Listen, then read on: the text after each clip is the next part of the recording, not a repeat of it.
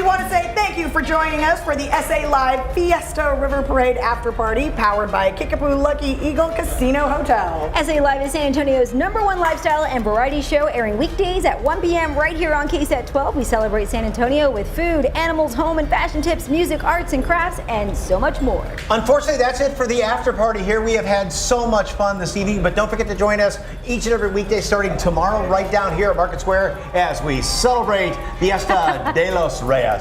And for now, we're going to leave you with a performance by Ballet Folclórico Sol de San Antonio. And I got you guys some cocktails. Thanks so much for watching. Viva Fiesta! Viva Fiesta! Viva Fiesta!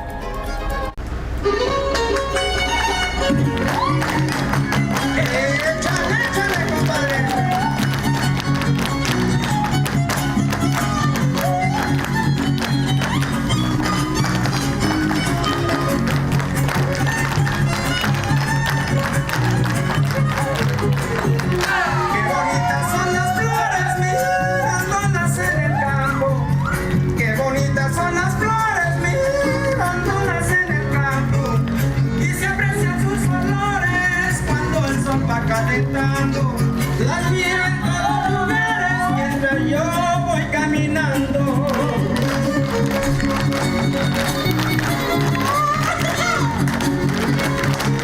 Para que bailes mi bella Santana. Y arriba la hacienda de Cabaza.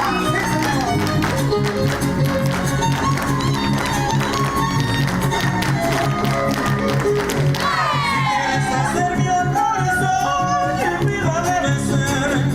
Si quieres hacer. Live from KSAT 12, the Nightbeat starts right now. News travels fast in rural communities, but when it comes to getting involved in stopping domestic violence, some just don't want to get involved. A battered women's advocate tells the Night Team's Patty Santos changing that culture could save lives. In our rural communities, we don't get enough awareness until it actually happens. Elda Garcia, executive director of Southwest Family Life Center, says there's numerous reasons why domestic violence victims have to overcome many more challenges in rural communities. I wish we would have known. The Pearsall Police Department said a man shot his estranged wife at a business in downtown Pearsall last week. The gunman then shot himself. The owner of that business says the victim is recovering at the hospital and that the victim's sister was also grazed in the shooting. Word of the shooting spread quickly in the small town. And that's one of the challenges Garcia says that holds many people back from seeking protection from domestic violence. And we're located in a lot of the smaller communities, and therefore everybody knows everyone. And so, they're kind of embarrassed to come and show up, which I just wish that they wouldn't, because we are here to help. Southwest Family Life Centers covers Medina, Frio, Uvalde, Kinney, and Rio counties. According to the Texas Council of Family Violence, there have been 3 women killed in those counties since 2016, all of them in Medina County. Some people still believe that it only happens to a certain group of people and certain parts of the community. She says it's time for everyone to start talking about it so victims know they're not alone. This is not their fault. Don't be ashamed of what's happening to you. Patty Santos, KSAT 12 News.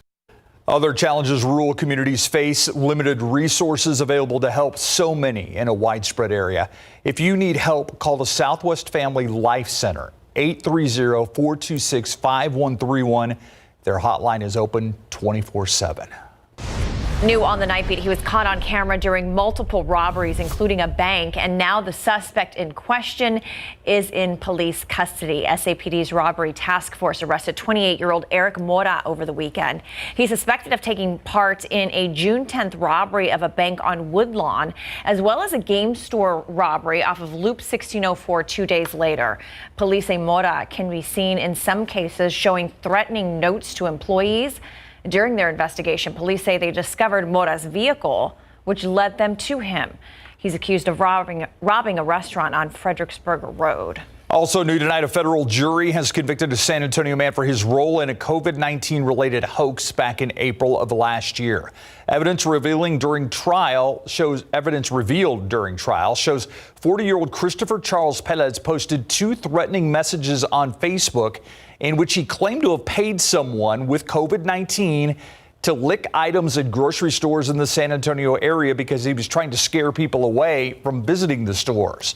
The threat ended up being fake, but someone did screenshot messages. They eventually made their way to the FBI for investigation. Pettis faces up to 5 years in federal prison for each of his 2 counts of perpetuating a hoax.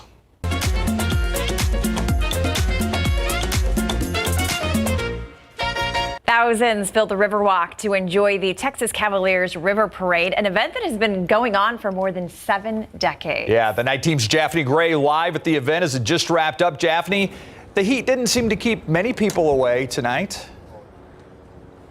Oh, you're right, Steve. I mean, everybody came out and enjoyed themselves to the fullest, especially since last year this parade was canceled due to the pandemic. They're having a fantastic time. Oh, it was long overdue. We're back to work. I got tired of being at home, cooking and cleaning for my kids all day. I'm so excited. I haven't been in probably 20 years to the River Parade, so I'm so excited. And this is my daughter, and this will be her first time. The Texas Cavaliers River Parade rocked the Riverwalk this evening, where thousands came out to enjoy some of the most beautiful floats, 26 months in the making. For 80-year-old June Eubank, it's an event that she's attended since she was a little girl. I can remember coming as a child after World War II in the late 40s, and we would be up on the Commerce Street Bridge peering through one of the little beams to see the parade. People enjoyed their medals. Why is that your favorite medal? Because it's from my school. Drinks. Oh, we got margaritas, Bloody Marys, micheladas, we got beer, wine. Confetti. And I think they're extra excited about the confetti cannon, right? That's always their favorite. And like myself, they enjoyed the music.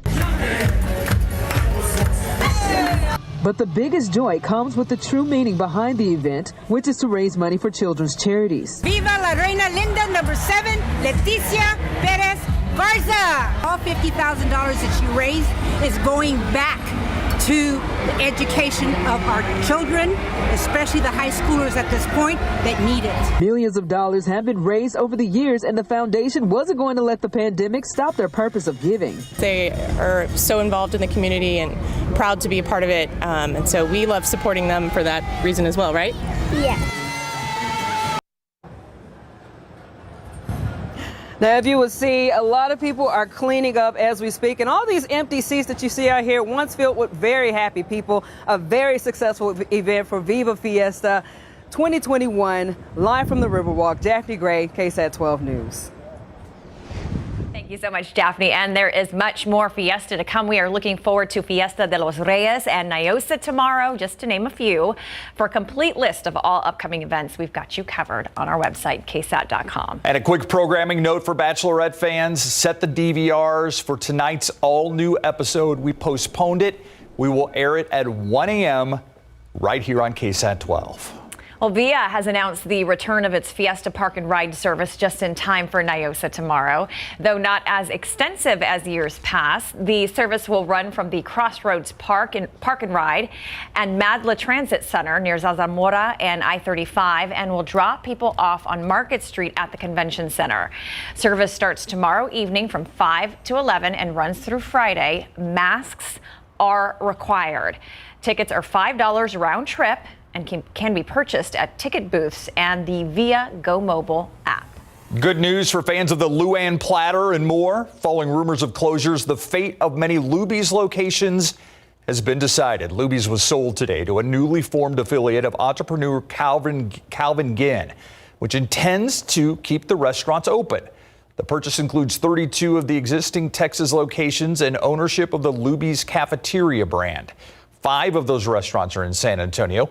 In addition, plans include an offer to more than 1,000 current employees to remain at their current restaurants.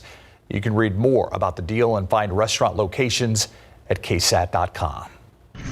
And I think many would argue that today was probably one of the hottest days we've seen so far this year, not necessarily because of what the thermometer read, but because of the high humidity. It was feeling like 105 to 110, even more than 110 in parts of the KSAT 12 viewing area.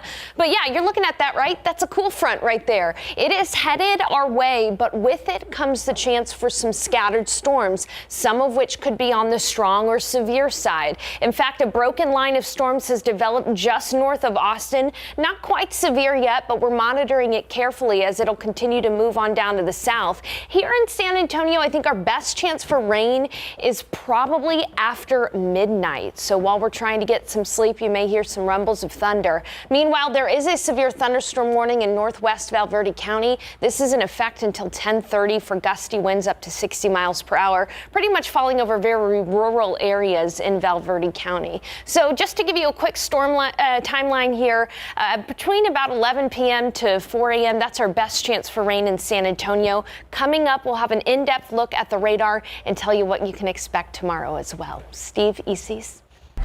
Thank you, Sarah. Other stories making headlines today. At least one Colorado police officer killed in what was once an active shooting incident.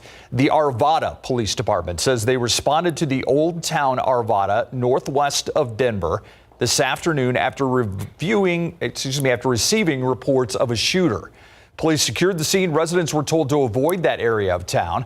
While it's unclear what happened next, we do know the suspect was shot and killed by police, but not before an officer and one other bystander were shot.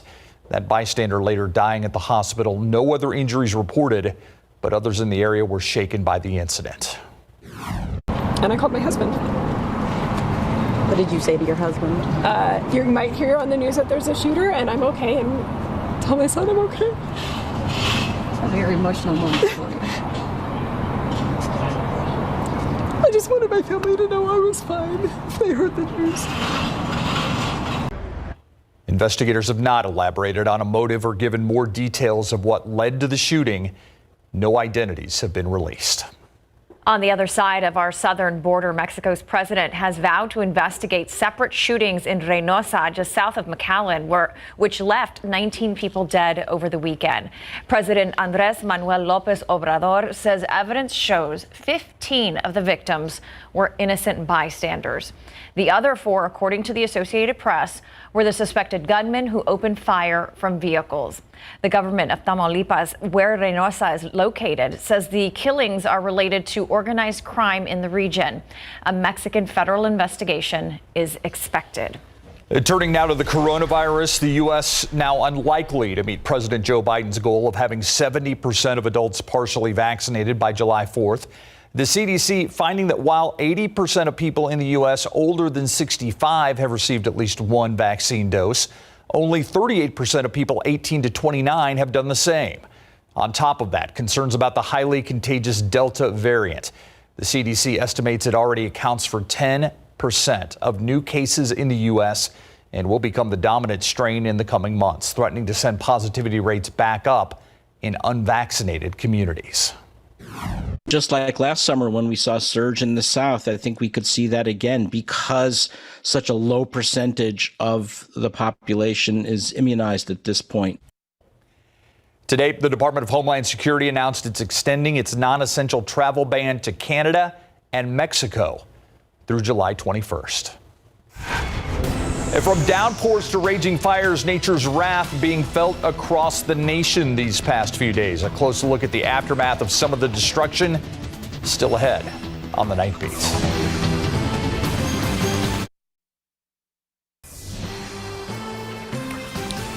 And right now, more than 45 million people from central Tennessee northeast to Canada facing forecasts of strong and potentially damaging thunderstorms. This as parts of the nation are dealing with the aftermath of destruction from that same storm system, and other parts of the country cope with dozens of raging wildfires. John Lawrence has the latest. I got up and I stood and turned around and I said, Alda, and boom, the roof was right between us, right on the bed where I just got out of. A powerful tornado tearing through Chicago's suburbs Sunday night, leveling homes and putting lives in grave danger. It looks like it was an explosion, but it wasn't. It was just the wind. And we had to use our technical rescue team to go and pull the people out of the rubble that were trapped. To the south in Alabama, we ain't got no power. There's people trapped under trailers. Governor Kay Ivey declaring a state of emergency in response to Tropical Storm Claudette, with at least 20 people injured after a tornado spawned by the tropical storm tore a 22-mile path of destruction through the southern part of the state. I have people's hats on my front porch, and I have, frames from people's houses. In other parts of the nation, people are facing another kind of fury from nature, fire, with more than 36 uncontained wildfires raging across the country. In Colorado, several communities are under evacuation orders from the Sylvan Lake fire. It started growing super fast. Once we were on the road getting down out of the mountain, we could just see the flames growing and growing, and the smoke as well. Now facing the threat of fires and extreme heat and drought conditions, Yellowstone National Park has raised the park's fire danger level to high. I'm John Lawrence reporting. Take a live look outside right now with live cam. Sky 12 flying above the carnival grounds down at the Alamo Dome. All around nice night, though kind of sticky, muggy, hot, warm. Very humid. There's a lot. Adjectives there. There's a lot going on, and I know you don't call it a cold front. You call it technically a cold front, right? But it's a cool front, really. It's cool not going to front. be that cold, Or, right? How about a not as hot front? Yeah, I like that. A not as hot front, yeah, because temperatures tomorrow should hover right around 90 degrees for the afternoon high, and humidity will be slightly lower. So it is going to be a better day tomorrow than today, and some folks will probably even get some rain in the late night hours. Take a look up to the north right now, north of Austin. First of all, this is a very electrified storm. Quite a few flashes of lightning near the Georgetown area right now, and eventually these in Burnett County, and eventually these will push south into Gillespie and Blanco County. Quite a bit of lightning with them. They are not severe at the moment, but they are capable of some gusty winds and also some small hail. We'll be watching that cluster carefully because it's going to be moving south and west, potentially into San Antonio. Now in San Antonio, it shouldn't start raining until after midnight, if it rains in many places at all around San Antonio. And I do have to mention there is a severe thunderstorm warning until 10:30 for northwestern Bexar County. This includes the areas of Pandale just to the west of Juneau and the west of Devil's River State Natural Area. This is weakening, though, as it is moving to the south. So that's all the rain we've got in the area. Not really raining in many areas around KSAT viewing area proper, but still, this is what's coming our way. You can see how scattered it is in nature. So there are going to be the haves and the have-nots when it comes to this rainfall, and those that do get rain will get frequent lightning, gusty winds, and potentially some small hail. Today, the high was 92.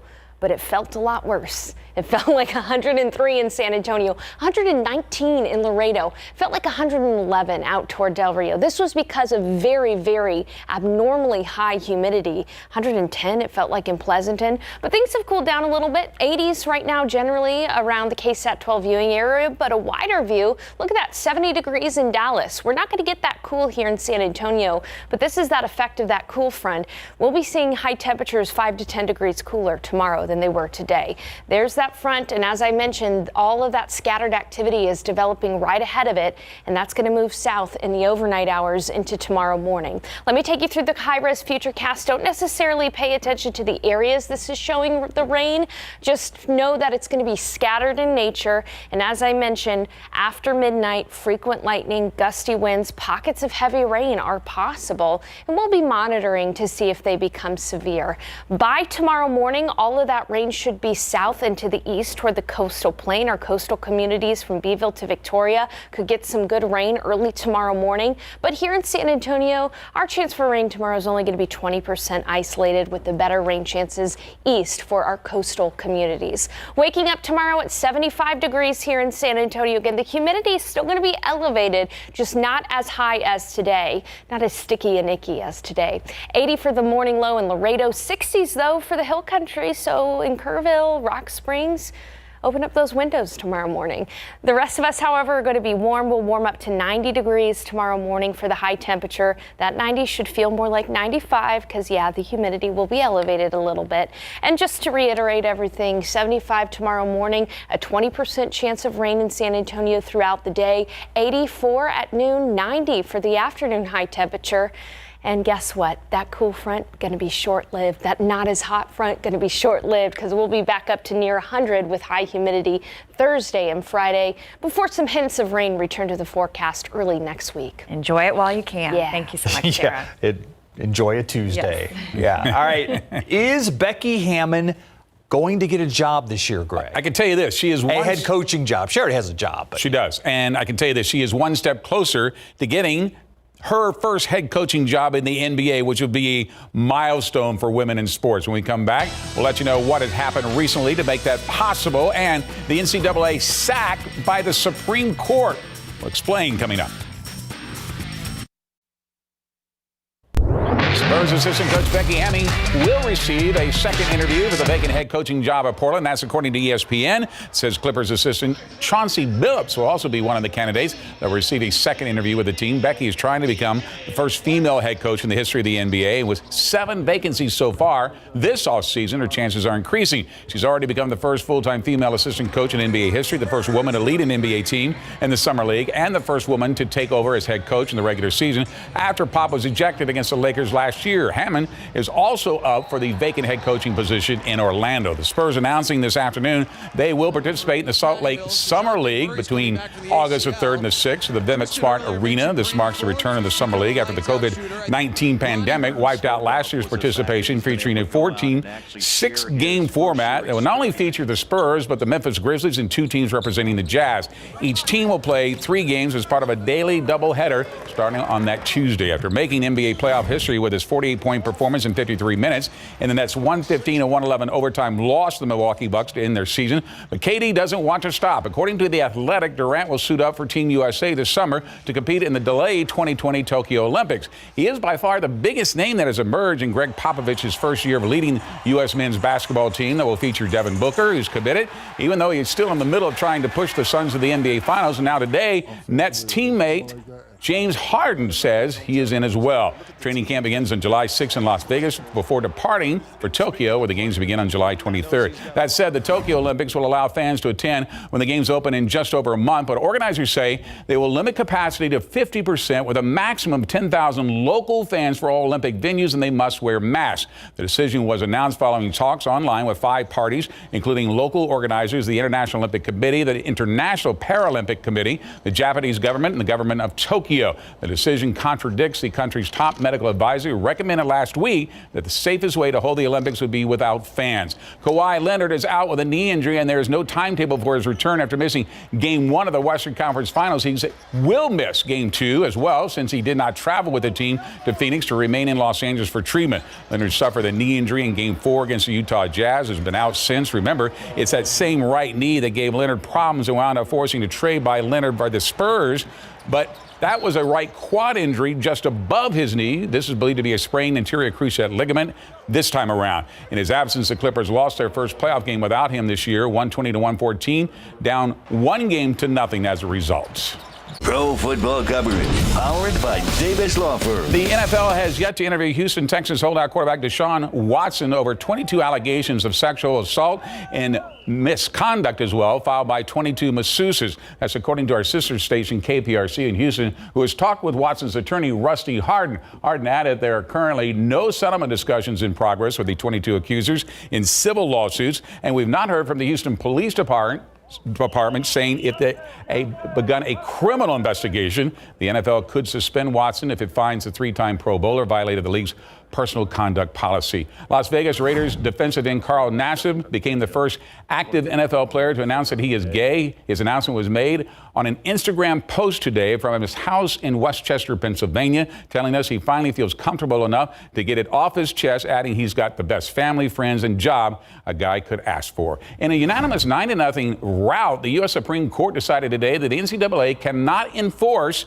rules-limited education-related benefits available to other students, including computers, paid internships, tutoring, study abroad programs, and graduate scholarships. While the case does not decide whether student athletes can be paid salaries, it does help determine whether schools can offer athletes tens of thousands of dollars in other benefits. The High Court agreeing with a group of former college athletes that NCAA on limits on education-related benefits that colleges can offer athletes who play Division I basketball, football are unenforceable. Justice Neil Gorsuch wrote for the court that the NCAA sought immunity from the normal operation of antitrust laws, which the court declined to grant.